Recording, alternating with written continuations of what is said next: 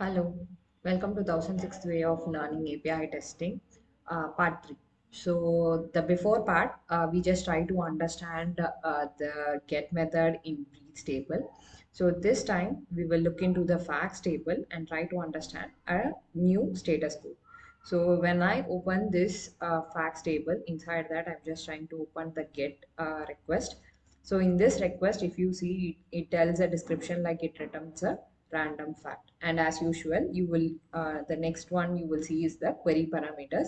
It is telling what's the maximum length that you have to give for that particular no fact. So what is the number of no limit. So that is one thing that you can give. And the responses, so if you see, last time we saw only one response, which is going to be 200 status code.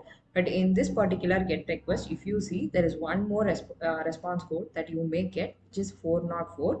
That is fact not found. So no fact is found that particular maximum length. Okay. So first to work on it, you have to click on try it out. So now I'm clicking on try it out. I am giving say max length of 25.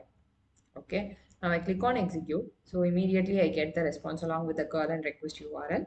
As usual, it has two headers in the request and the request URL with maximum length 25.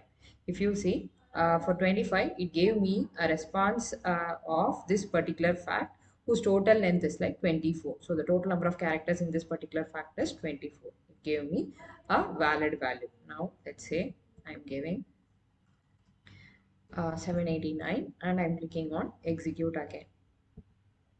So now when I give, so maximum it has is about 220, and this is the fact that it is able to show it to me. Now let's say giving a negative value minus 25.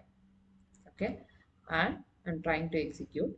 Now if you see, it is sending me an empty response body, which means there is no particular fact that is with this number of characters minus 25.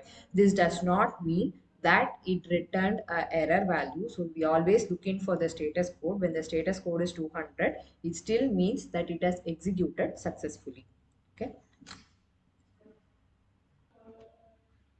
So in case if we are giving an invalid value in this math, let's say I'm trying to give an alphabet or string, so then it is going to throw me an error. So this is not actually a response from the API, but before even we hit the request, we gave a wrong value. So same, they have mentioned it to be integer. So even if I'm going to give a decimal value, then it's going to show me that you must send only an integer value. So we will stop it here. So how do we get this 404 response? Okay, so in case this particular data is not available from the backend, or this particular page is not available, then that is the case when this 404 error is going to be displayed. So till then you're not going to get that. Even if you are getting a 404 error, it generally means know that this particular it is not able to get the response. It still means the request was successful. Okay, so we will stop it here.